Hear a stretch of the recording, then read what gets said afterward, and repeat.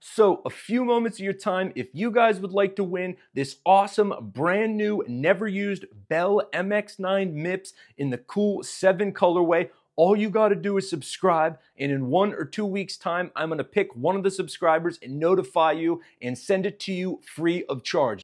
What's up, guys? I just rewatched the race. Really exciting. Triple Crowns never failed to deliver. It was a tough night last night, as we already know, but one of the standout performances that I noticed was from Ken Roczen. Even though the results wouldn't necessarily lead one to believe that that was the case, he is riding absolutely superb at the moment. Certainly the best he has looked for years. I don't know if he looks as good as like his absolute top form, perhaps in 16, 17 when he was on the Honda, or I guess 16 he was still on RCH Suzuki, and then he switched to Honda. But it is not a secret, Ken Roczen has had a very challenging up and down career. I, for one, have always kind of cringed at the suggestion that he was this kind of rider that would make excuses and always talk about reasons why he wasn't performing up to sort of the fans' expectations.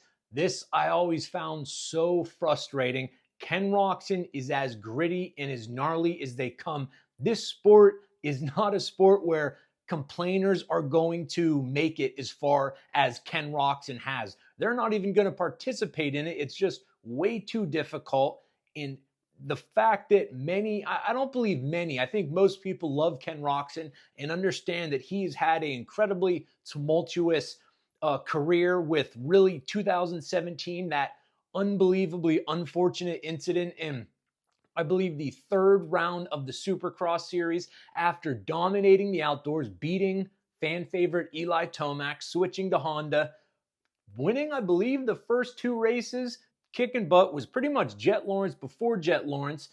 I remember showed up in a Acura NSX, was in like a nicely sort of primed and polished suit. I remember that was kind of like controversial at the time. Well, not controversial, but people were talking about, oh, he's like, getting inspired by perhaps McGregor. Let's just leave him out of it for obvious reasons.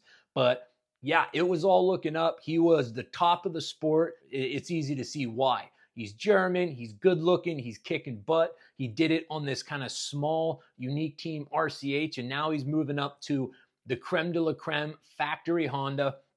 And man, the crash scene around the world, there's probably more views on that crash than possibly any other. It was a gnarly, bad accident where he gets kind of kicked over a rhythm section, takes the majority of the force on his arm, pretty much, for a lack of better term, just obliterates his arm.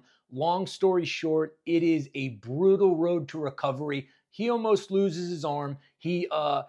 I believe that, what was it called? Compartment syndrome, but it was just a myriad of complications, surgeries, going back in, trying to correct it, more surgeries. His arm was mangled. You can see the pictures. It was, there was a legitimate fear that he was going to lose the arm. He managed to beat those odds, but I don't know if a lot of people know this. He's never recovered full strength and mobility in that arm. So if you guys notice, when he's racing, he'll wear, I believe, 2 wrist braces, but definitely on the one arm that he injured. And that is because he never recovered fully from that crash. And then I believe literally the next year he injures his other wrist, I believe. Don't quote me on that, but that was a long tangent to bring it back to this. He has had a difficult career. This sport is full of difficult careers. We know that. And for the people, and it is the minority, but those that said he whines and he makes excuses, that is just nonsense. People that are excuse makers, that whine, that sort of operate with that kind of approach, do not participate in this sport. Not at a recreational level, not at a racer's level, and most certainly not at an elite racer's level. It's too difficult. They are going to find there is much easier ways to make money than riding dirt bikes. So that I've always found kind of silly. I'd say most fans, it's the small minority that said that. So I've always sort of found that irritating and just completely BS. It is cool to see Ken Roczen, after all the ups and downs, and he's not been, I don't believe he's won a championship since that crash, Has he been the same rider? No. Is it maybe because the sport has gotten more competitive? I would say that's a part of it, but man, that crash and then the crash the year later, he's just never won a champion. He's never won a championship since. I'm pretty sure. Don't quote me on that.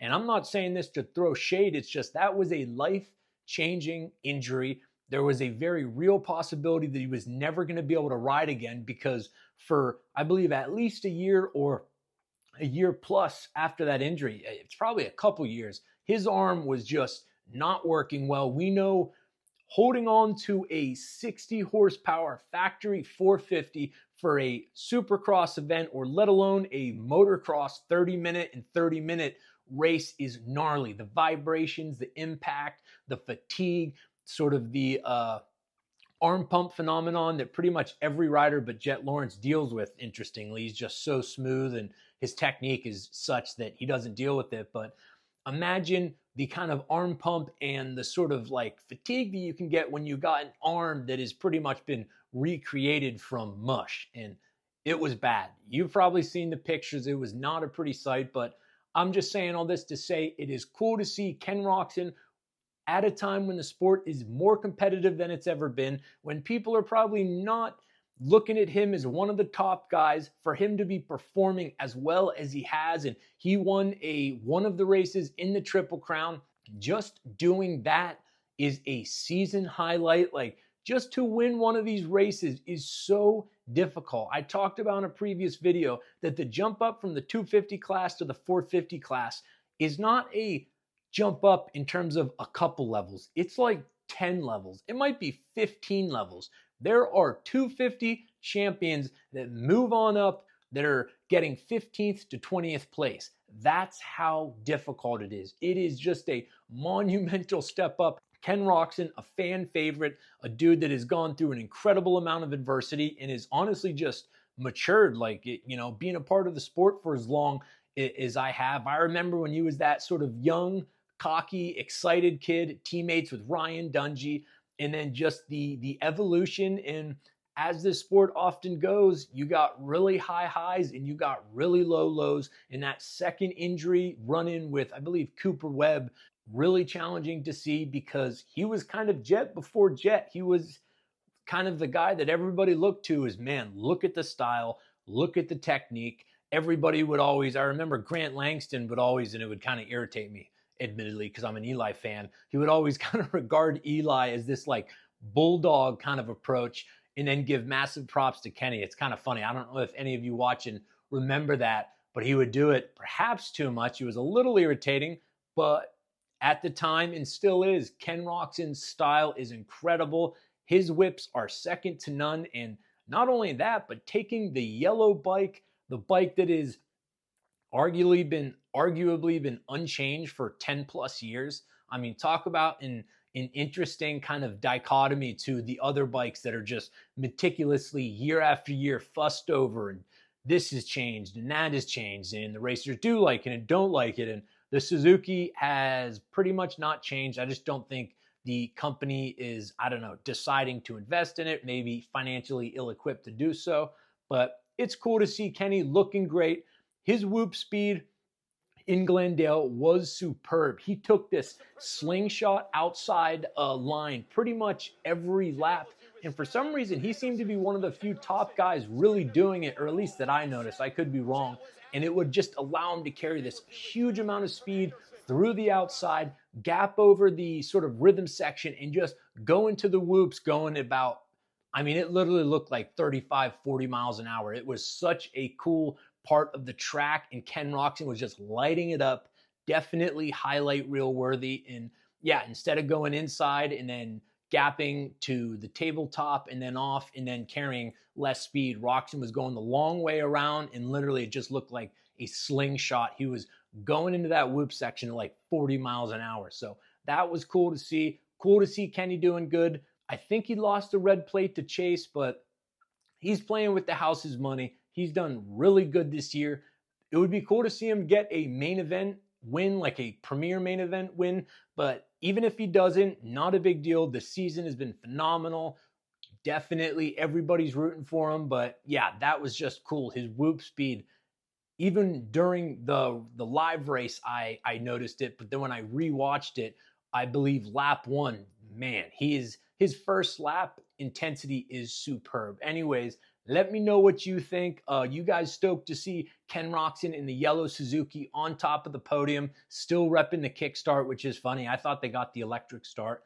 I was incorrect, but let me know what you guys think and hope you enjoy the video.